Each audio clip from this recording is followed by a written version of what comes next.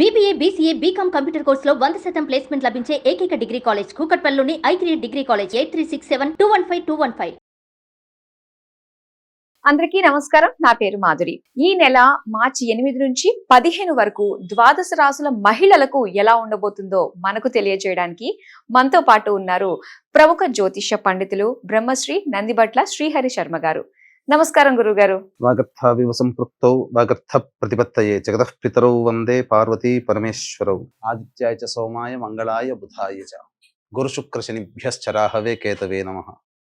శృంగేరి జగద్గురు పీఠాధిపతులకి కంచిపీఠాధిపతులకి నమస్కారములు తెలియజేసుకుంటూ కార్యక్రమాన్ని ప్రారంభిద్దాం.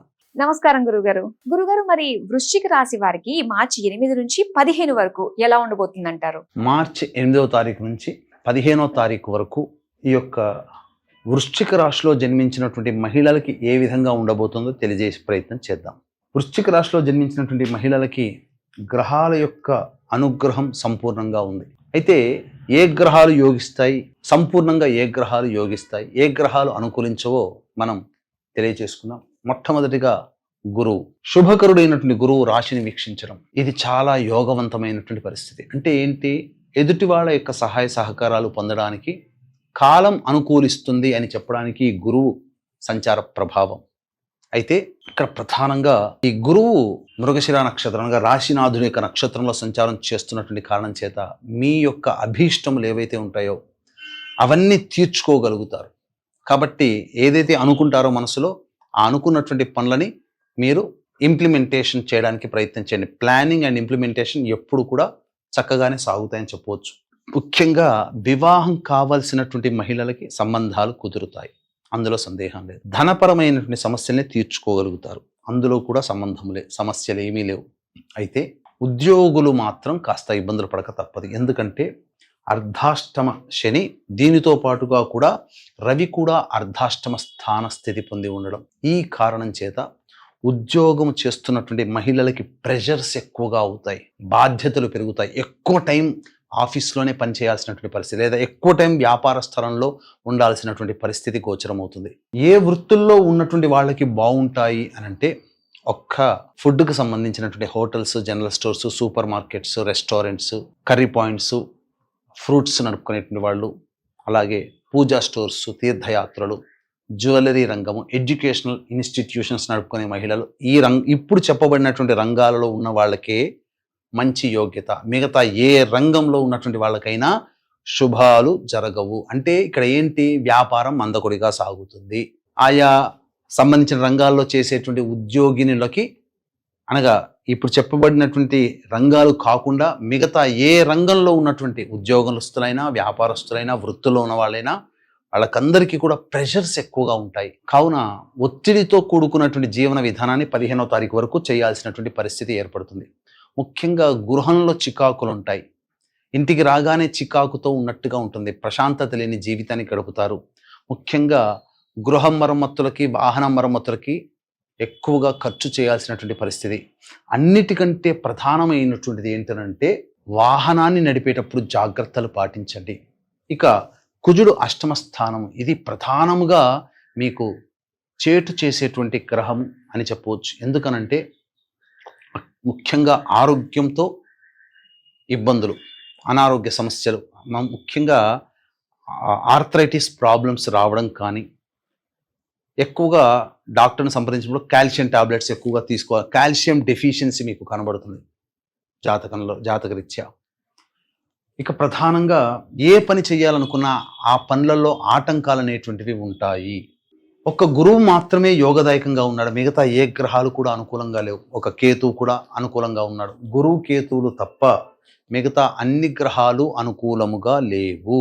కావున జాగ్రత్తలు పాటించండి. అలాగే సంతానం కోసం ఎదురు చూసేటువంటి మహిళలు ఎవరైతే ఉంటారో, సంతానము వల్ల సౌఖ్యము కానీ, సంతానం ఎదురు చూసే వాళ్ళకి చక్కటి సంతానం వార్త వినడం కానీ మంచి జరుగుతుంది. అలాగే ఉద్యోగినులు మాత్రం 15వ తారీఖు తర్వాత మాత్రమే మీరు సంబంధించినటువంటి ఉద్యోగ ప్రయత్నాలు చేసుకుంటే మంచిది. ఎందుకంటే ఈ లోపల ఉన్నటువంటి ప్రయత్నాల్లో ఏమాత్రం సఫలీకృతం కావు. వేరే సంస్థల్లో ఉద్యోగం కోసం మారాలి, వేరే సంస్థలో ఉద్యోగం చేసుకోవాలి అనుకుంటే మాత్రం జాగ్రత్తలు పాటించండి. ఎందుకనంటే ఇప్పుడున్నటువంటి సమయం అనుకూలంగా కాదు. అన్నిటికంటే మించి దీనికి తోడుగా దశమ స్థానములో గ్రహణ ప్రభావము 15వ తారీఖు తర్వాత మార్పులు మీ యొక్క జీవితంలో జరగబోతున్నాయని చెప్పడానికి గ్రహణ తర్వాత వచ్చేటువంటి సమస్యలు. కాబట్టి వృశ్చిక రాశిలో జన్మించినటువంటి వారు ఖచ్చితంగా గ్రహణ దోష నివారణ కార్యక్రమాలు చేసుకోవలసిందే, సందేహమే లేదు. ఇక ఎందుకు ఈ సంబంధించినటువంటి అంటున్నానంటే, ముఖ్యంగా ఈ గ్రహణం America, Canada, Mexico, Australia, New Zealand, Japan వంటి దేశాలలో ఈ గ్రహణం కనబడుతుంది. కాబట్టి ఆ దేశ ప్రాంత ప్రజలు ఈ సంబంధించినటువంటి సమస్యల్ని ఎదుర్కోక తప్పదు. ఆ దేశ ప్రజలు ఆచార నియమాలు పాటించాలి. మరి మన భారతదేశంలో కనిపించదు కదా, మనం పాటించాలా అంటే నియమాలు పాటించాల్సిన అవసరం లేదు. కానీ ప్రపంచవ్యాప్తముగా ఈ వృశ్చిక రాశిలో జన్మించినటువంటి వారికి, ముఖ్యంగా మహిళలకి కొన్ని సమస్యలు అనేటువంటివి రాబోతున్నాయి. ఆ సమస్యల నివారణార్థమై 14వ తారీఖు రోజున మన పీఠం ఆధ్వర్యంలో ఉదయం 9 గంటలకి మేష, వృషభ, కర్కాటక, సింహ, కన్య, వృశ్చిక, ధనస్సు, మకర, కుంభరాశులలో జన్మించినటువంటి వారికి గ్రహణదోష నివారణ హోమాలు పర్ హెడ్ 2100 రూపాయలకి చేయించడం జరుగుతుంది. అవకాశం ఉంటే ఈ చెప్పినటువంటి మేష, వృషభ, కర్కాటక, సింహ, కన్య, వృశ్చిక, ధనస్సు, మకర, కుంభరాశిలో జన్మించినటువంటి వారు ఈ కార్యక్రమంలో గోత్రనామాలు నమోదు చేసుకోవచ్చు. కార్యక్రమ తదనంతరం కాంటాక్ట్ చేసి పూర్తి వివరాలు తెలుసుకోవచ్చు. అలాగే ఈ యొక్క వృశ్చిక రాశిలో జన్మించినటువంటి వారు సమస్యల పరిష్కారం కోసం ప్రతిరోజు సూర్యుడికి నమస్కారం, సూర్యాష్టకం 6 సార్లు పారాయణం చేయడం, అలాగే సర్వదేవకృత లక్ష్మీ స్తోత్రము, అలాగే సుబ్రహ్మణ్య భుజంగ స్తోత్ర పారాయణం ప్రతిరోజు కూడాను 3 సార్లు పఠించడం ద్వారా చాలా మటుకు సమస్యలు శాంతిస్తాయి. ఇప్పుడు చెప్పినటువంటి సమస్యల కంటే ఇంకా విభిన్నంగా మీ యొక్క జీవితం ఉందనంటే మీ యొక్క జన్మజాతకంలో నడుస్తున్నటువంటి గ్రహ దశాంతర దశల యొక్క ప్రభావాలు.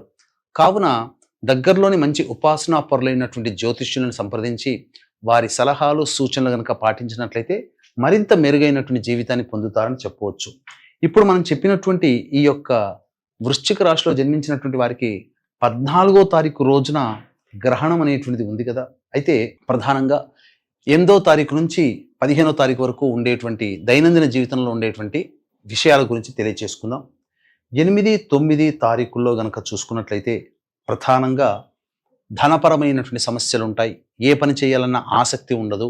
ముఖ్యంగా ప్రతిదీ ఒక కాంప్లికేటెడ్గానే కనబడుతుంది. 10, 11 తారీఖుల్లో కుటుంబంలో సంతానంతో విభేదాలు, సంతానం మూలకంగా ఖర్చులు, సమస్యలు పెరుగుతాయి. ఆస్తి వివాదాలు, తగాదాలు అనేటువంటివి ఎక్కువగా ఉంటాయి. ముఖ్యంగా మీకు రావాల్సినటువంటి, మీకు చెందవలసినటువంటి దానికోసం ఎక్కువగా ఫైట్ చేయాల్సినటువంటి పరిస్థితి వస్తుంది. ఇక 12, 13, 14, 15 తారీఖుల్లో మాత్రం ఆనందదాయకమైనటువంటి పరిస్థితి ఉంటుందని చెప్పవచ్చు. అయినప్పటికీ 14వ తారీఖు రోజున మాత్రం గ్రహణం ఏర్పడుతున్నటువంటి కారణం చేత కొన్ని సమస్యలు భవిష్యత్తులో ఏర్పడతాయి. కావున అవకాశం ఉంటే చెప్పినటువంటి విధంగా గ్రహణదోష నివారణ కార్యక్రమాల్లో మీ గోత్రనామాలు నమోదు చేసుకునే ప్రయత్నం చేయండి. చెప్పిన విధంగా పరిహారాలు పాటించండి. అంతా మంచి జరుగుతుందని తెలియజేయవచ్చు. సర్వం శ్రీ ఉమామహేశ్వర పరబ్రహ్మార్పణమస్తు. గురుగారు, వృశ్చిక రాశి వారి ఫలితాల గురించి తెలియజేసినందుకు ధన్యవాదాలండి.